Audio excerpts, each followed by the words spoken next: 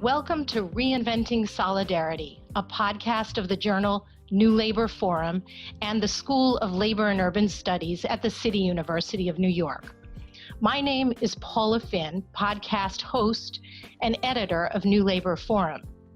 Reinventing Solidarity features scholars, activists, and artists on the front lines of movements for social and economic justice.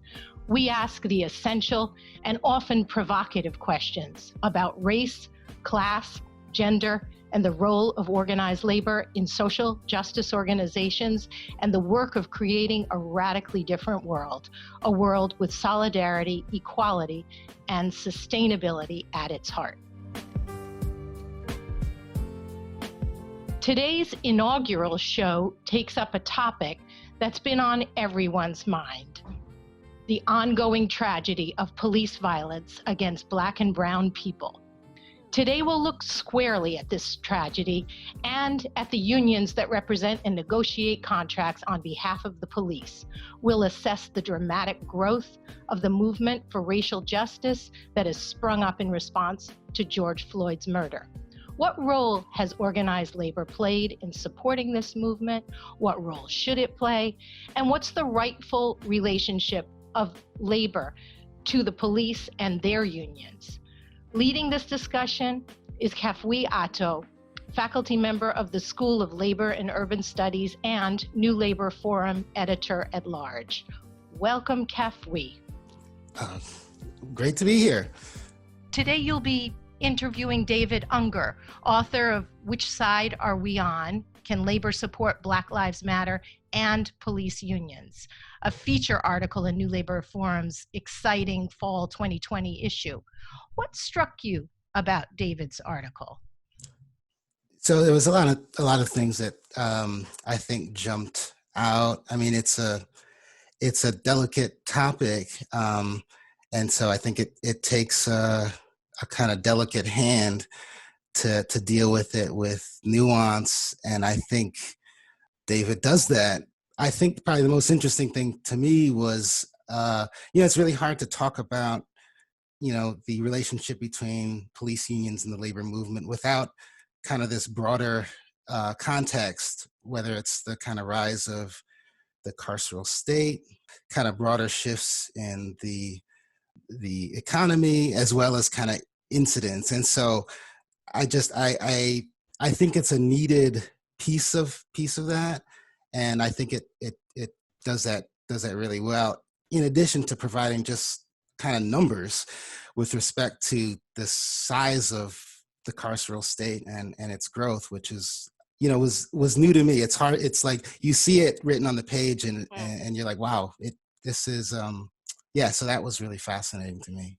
Let's turn it over to David. David, I'm so happy to be able to do this, and I thought your article was really fantastic. Greatly appreciate it. Yeah, and it just full disclosure, I know you. We work at the same institute, and so I've kind of known that you've been interested in these questions. If anything, because in 2017, you hosted this really great conference called, I think this was in the spring of 2017, Confronting the Tragedy, Police Unionism, and Communities of Color. And you had all these kind of, I say big shots in the kind of police union world come and talk alongside, civil rights groups, not Black Lives Matter per se, but all sorts of other advocates focused on police reform. So I say all this to raise kind of some big, broad questions, kind of based on that early experience, which is, just kind of like, why are you still talking about this, and what brought you to this kind of issue that is the relationship between police unions and the labor movement?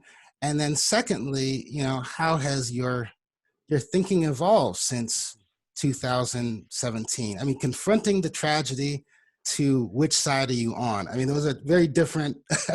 They feel very, very different. So yeah, could you just maybe talk about that? Yeah, absolutely. And it feels like we're in a different moment. And therefore, if I had written the same paper now that I did a few years ago, it would have shown that I wasn't paying any attention to what's going on in the world. So I am a lifelong unionist. It's actually in some ways the word that defines and describes me that I use. And from generation of unionists. The unionism I was brought up with was a social justice unionism, was a unionism that was linked to what was going on in the world. It was with my parents' unions that we would take the bus down to DC to go to the massive pro-choice rallies in the 1980s. It was with the unions that we went to protests, and so I grew up with a scope of unionism that was, we have a responsibility towards the world. Following the murders of Eric Gardner and Mike Brown, I was in the streets night after night as a unionist. I was lying in as a unionist. I was dying in as a unionist and trying to figure out. And just then, there were some of the early talks of what's the role of police unions in this? I watched as they were starting to figure out how to confront this question of police unionism, and there was very little understanding of unionism within it. Hmm. And then on the labor side, you had very little understanding of Black Lives Matter within it. And so I thought it was my responsibility and our responsibility at the CUNY School of Labor and Urban Studies to bridge those gaps. And unfortunately, in bringing folks together, I don't think we got any. The only thing we clarified was just how hard of a problem it is. But it's the wrestling, it's the deep organizing, it's the conversations that have been missing. We have a movement that is huge and broad and diverse in the labor movement, including ideologically so. Right. We are being confronted with the biggest civil rights moment and movement of our lifetimes, right? More people in the streets than at the height of the civil rights movement in the 60s, and a multicultural movement demanding change. That really is the future of the working class and is trying to define the future of our country. And if we as a labor movement can't figure out how to wrestle with that and how to have the conversations with our 14 million diverse members about that and come up with real serious decisions, then we're going to miss the moment, and that could be the death of our movement. Right. So let me pause you there, because Yeah. maybe we should get to the kind of central question you're asking, because I think it's an important one. You know, about halfway through your piece, you have this great turn of phrase that I think speaks to what they would identify as kind of the central nut of the piece, which is the labor movement in all its racial, geographic, and ideological diversity must grapple with the questions around its dual and dueling relationship to police unions and to the growing fight for Black Lives Matter. So what do you mean by duel and dueling? To use an example, there's two sort of that are the ones that jump most to mind, and that's the American Federation of State, County, and Municipal Employees, AFSCME, which is the major public sector union with a deep, long-standing history of work in the civil rights sphere. It also disproportionately represents Black workers because of huge historic systemic racism and inequality and pushing Black workers into only government work. And there's all these, I'm not a historian or sociologist or economist, but we could talk about that and why Black workers have been forced into working for the government. And so AFSCME has been really the center of uplift from an economic standpoint and job standpoint of Black workers and Black communities, and represents tens of thousands of police and corrections officers all over the country. And many of whom, by the way, are Black and brown as well, because Right. it's the only job in town in many places. So how do you deal with that conflict within your union? I'm less interested in some ways about how you deal with it outside the union. but among your own members and among your own drive to be part of the long-standing movement for racial justice and equality and the long-standing movement for economic justice and equality. And we've got to see that policing is part of a giant racist systemic system of oppression for Black and brown communities. So having those two things at tension, when your job depends, if you're that union, on representing all of those members, can you represent those members where seemingly they're going at completely opposite directions in terms of what society needs to happen? One of the things I really liked about your piece, which was, the way you contextualize the current crisis we find ourselves in. Part of that context, at least the way I read it, was kind of threefold, which is first this kind of growth of the carceral state and the kind of the industry of arresting, jailing, and policing people, which, as you say in the piece, employs more people than auto, steel, aluminum, and the rubber industries combined. And not only that, it's an industry that's grown and that it absorbs an increasing amount of capital. Like there's so much invested in it. It's, as you say, 400% over the last 40 years, which is gobsmacking. At the same time, this has happened where, you have seen, cuts in cash welfare benefits, and obviously those are related. So the second part of the context is that this huge industry is also highly unionized. It's even more unionized than the kind of public sector more generally. And then the last part is, given that fact, the kind of carceral unions, police unions, given their size, given the money, are just really, really, really powerful. And that is maybe at the heart of the issue.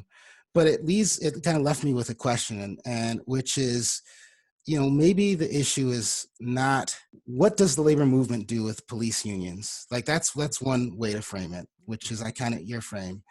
But the other is, do police unions need the labor movement?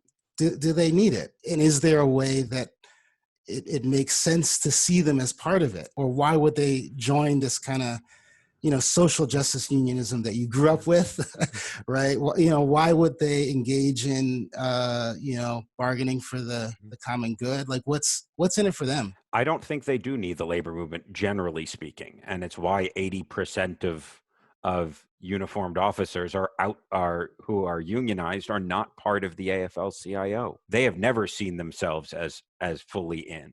There are moments where interests align. When collective bargaining rights for public workers are under attack, interests align. When the Janus decision was coming down the pike, interests align, where they're scared of right to work as well. So there are these sort of big general unionism things in terms of legal apparatus that they care about. When there are attacks on pensions or underfunding of public pensions, then the interests of bus drivers and police seem to be aligned, and they'll work in coalition. But generally speaking, no, they have not seen a need to be part of our movement generally. What I've said in the paper and what I've tried to communicate elsewhere also is that in some ways, I actually think that what you do about police unions is the wrong question. I think that it's a bad proxy for the labor movement's interest in fighting for Black lives and racial and economic justice. Look, there are going to be confrontation. If you want to expand the social welfare state, and if you want to expand social services, that's going to mean smaller jails. That's going to mean smaller departments. That's going to directly conflict with jobs of carceral workers and police officers. I think it's not just what we do with police unions. I think it's about what we do with this movement for racial justice. As you say early on, there's a risk to action, like there's a risk to doing something, and then there's a risk to inaction. What are those risks, and how do you play this out? I think we are at a we are at a crossroads. And some would say the biggest risks to inaction is that, again, this movement is going to pass us by, and it will pretty much define the labor movement as not on the side of the largest civil rights movement of our time.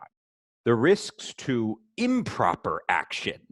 We have to get this right. If we get it wrong, and for instance, we allow the left wing and the right wing to circle together in functionally making the argument that public sector workers shouldn't have the right to negotiate or bargain and shouldn't have the right to union protection. They're saying it about police from the left, and now the right wing is coming in, and we're seeing articles in the right wing press about, yeah, I don't think teachers, they should take money from teachers unions either. If they're not going to take money from police unions because they're admitting the corrosive power of political spending, then how can Democrats keep taking money from teachers unions or from transit unions, right?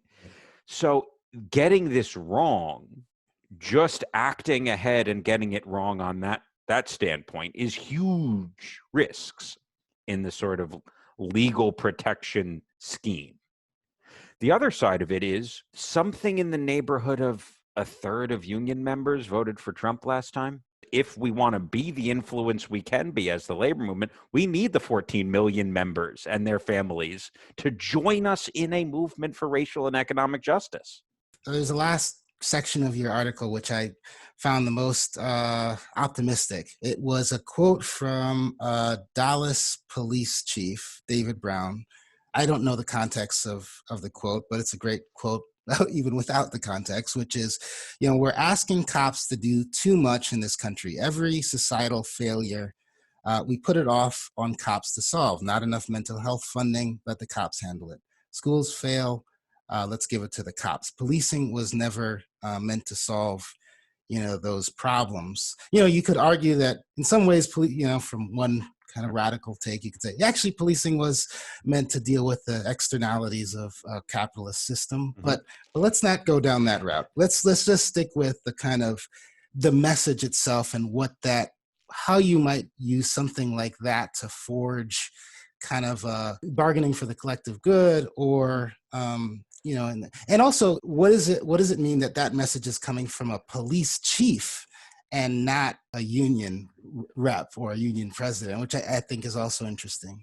If in the practical, we want to move the responsibilities and the money to unarmed civilians, right, to social workers, to funding schools, to funding parks, to funding infrastructure, to making sure there are jobs, to making sure there's healthcare, that's going to take huge amounts of money.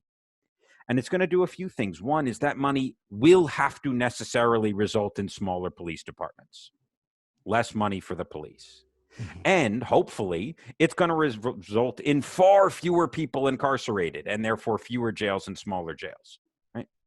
And so if the fight ends up being police unions and carceral unions defending their budgets and well, then the labor movement has to be real clear that we are on the side of moving the resources into things that build communities, not incarcerate them. And that goes against a long history of unions focusing on jobs, and nothing else. Right. So that will be a dramatic shift in the way the labor movement talks about it. Now, the funny thing is, it will result in more union jobs. If AFSCME does this right, if the American Federation of State, County, Municipal Employees does this right, there'll be a lot more social workers for them to represent and a lot more school aides for them to represent. And they'll lose some police officers and carceral workers in their midst. Right. And that seems like just to put my own, seems like a reasonable outcome, but getting there seems like the central, question and problem. Like, how do we get to that point? So. Yeah. And we've seen some real, so the question of whether for instance, the Service Employees International Union came out with a statement that they're going to demand of their police and carceral units reforms and support for moving money and resources. Now, the proof is in the pudding of whether there'll be accountability and also whether that influence is sufficient to actually help move the needle among the police and carceral unions. The new race task force of the AFL-CIO, some are seeing that as just another delay tactic and just another committee and just another. Will it be a real force of person-to-person organizing, of real hard training and education and conversation and calling people in and calling them out? I wonder if you might wager an answer to the question that's actually in the title of the piece, which is, can labor support Black Lives Matter and police unionism? Now that's a yes or no answer, but I would say the answer is, in its current form, no, I don't believe the labor movement can support both Black Lives Matter as it is now and police unionism as it is now. I think that the labor movement has to put in work to figure out what it could mean, right? That if to support Black Lives Matter, we have to have a different and smaller carceral state, and the labor movement has to be behind that. To support Black Lives Matter, we have to have a different, smaller policing state, and the labor movement has to find a way to be behind that. And if associations and groupings of police can get on board with that, then there's a way forward together. It's the labor movement's responsibility, and in some ways it's why I don't answer the question. It's the labor movement's responsibility to fight that fight, to have that fight on inside, to be able to fight it on the outside. This can't just be a paper yes or a paper no. It can't just be a resolution. We've got to make sure that we put in the work with our members and our communities and our unions and our affiliates and our leaders to have the fight, to have the debate and the analysis and the discussion, and to do it based on context and based on nuance and based on the realities that's there, not based on Twitter, not based. So we got to have that fight, and it's got to be deep and real, and it's going to hurt. That answer, that's as good as an answer as I could think of to a really hard question. I actually the other day I was walking in Poughkeepsie, and I was walking on Vassar campus. It's a liberal arts school. And I just I took a picture of this little plaque. It's from Pericles. So, Greek orator. The great impediment to action is, in our opinion, not discussion, but the want of that knowledge which is gained by discussion, preparatory to action. For we have a peculiar power of thinking before we act, and of acting too. And it's like, I kind of like, oh yeah, there's so much, thinking is doing, there is a kind of, the discussion is important. So I think that answer is great. Now there's a reverse to that question, which is also just as interesting. So if I asked before, can labor support Black Lives Matter and police unions? I mean, you could also ask, can Black Lives Matter support labor and police unions too? Is it the same answer? Or in its current state, it would be hard to, accept, again, the amount of Black work that is in the carceral state, right? And so the idea that we can just flip a switch right now, the amount of Black work that is in or linked to the carceral state is tremendous, because it's the way our racial economy works, right? It's racial capitalism and the system of mass incarceration at play. So there was actually just an article in I think it was Labor Notes came out about we cannot forget Black public employment in this moment of Black lives. And Black public employment, unfortunately, is often centered around a pretty regressive, repressive carceral state. And so we have to work to change this whole system, and we have to do so. And I completely agree. It has to be based on debate, but it can't just remain in words and academic. It's got to be fought in our union halls, in our streets, and it is being. So I don't think Black Lives Matter in some ways has the recent killing in California of the young Latino man working security. His father was a hotel workers union member, right? Yet again, sort of Richard Trumka's historic "Our brother killed our sister's son" in Ferguson with Mike Brown. Now this is "Our brother killed our brother's son" in California. It happens over and over again. There's no way to disassociate labor from the reality of Black work. And so we have a responsibility. And if I was Black Lives Matter, I am an ally of the movement, but we have a responsibility to build up the power of working people in the labor movement. It's not a coincidence that many of the Ferguson activists were also fast food workers who had recently gone on strike as part of the Fight for 15. Those linkages are there because we're in a racialized system of capitalism. The linkages are there, so we can't ignore it. We've got to lean into it. We've got to fight in it, and not run away from it. This has just been a very stimulating conversation. I have tons more questions that I would love to ask you, but I'll ask you on my own. I'll send you an email or give you a call, and we'll be off the record. If they want a part 2, we'll do this again. I love talking to you about this stuff, so this is great. I would love to hear more of your thoughts on it. David Kafui, you've covered a lot of important ground.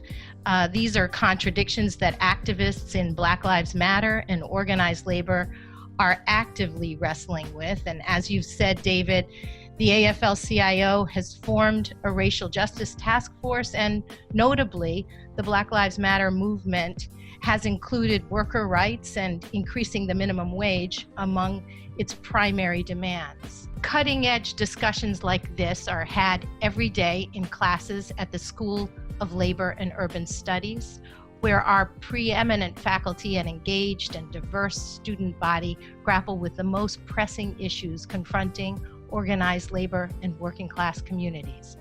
For more information about the school, visit slu.cuny.edu, slu.cuny.edu, and to subscribe to New Labor Forum, where David's article will appear, or to sign up for our free monthly newsletter, visit newlaborforum.cuny.edu.